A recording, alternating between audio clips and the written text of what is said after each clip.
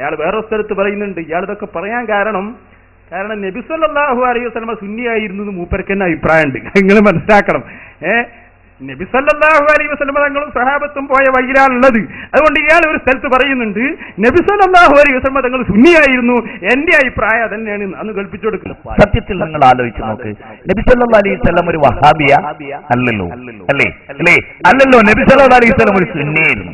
ഞാൻ മൂപ്പര അഭിപ്രായക്കാരനാ. നബി സല്ലല്ലാഹു അലൈഹി വസല്ലം സുന്നിയായിരുന്നു, വഹാബിയല്ല എന്ന അഭിപ്രായക്കാരനാണെങ്കിൽ പിന്നെ നബി സല്ലല്ലാഹു അലൈഹി വസല്ലം തങ്ങൾ പോകാത്ത അമ്പിയാക്കളില്ലാത്ത സ്വർഗത്തിലേക്കാണോ മൗലവിമാരെ? ആ സ്വർഗത്തിന്റെ പേരാണ് നരകം കേട്ടോ, നിങ്ങൾ തിരിച്ചറിയണം.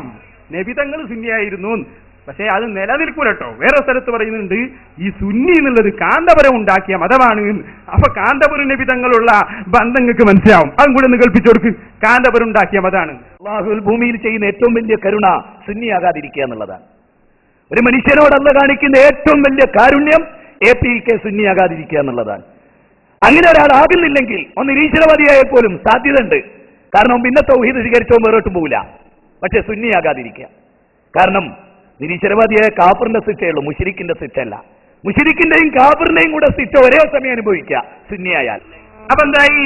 നബി തങ്ങൾ സുന്നിയായിരുന്നു എന്ന് പറഞ്ഞാൽ പിന്നെ പറയുന്നത് നിരീശ്വരവാദി ആയാലും കുഴപ്പമില്ല, സുന്നിയാവാൻ പാടില്ല എന്നാണ്. ശിക്ഷ ഒരേ സമയം അനുഭവിക്കുക സുന്നിയായാൽ. ഈ രൂപത്തിലുള്ള വിഡ്ഢിത്തം പറയുന്ന പ്രസ്ഥാനത്തിന്റെ പേരാണ് മുജാഹിദ്. ഇൻഷാ അല്ലാഹ് ചോദ്യത്തിന്റെ ഇടയ്ക്ക് ഓരോ സത്യത്തിൽ നിങ്ങൾ ആലോചിച്ച് നോക്ക്, നബി സല്ലല്ലാഹു അലൈഹി വസല്ലം ഒരു വഹാബിയ അല്ലല്ലോ, അല്ലല്ലോ. നബി സല്ലല്ലാഹു അലൈഹി വസല്ലം ഒരു സുന്നിയായിരുന്നു. ഞാൻ പ്രദേശത്ത് ഇനിയും മുജാഹിദ് സുഹൃത്തുക്കൾ ഉണ്ടാകുമെന്ന് ഞങ്ങൾ വിശ്വസിക്കുന്നു. ചോദ്യത്തിന്റെ രൂപത്തിലുള്ള വ്യത്യസ്ത രൂപം നമുക്ക് ആസ്വദിക്കുന്നതിന് മുഴുവൻ മൗലവിമാരും പെട്ടെന്ന് കടന്നു വന്ന് ഈ അവസരം ഉപയോഗപ്പെടുത്തണമെന്ന് വീണ്ടും സ്നേഹപൂർവ്വം അറിയിക്കുന്നു.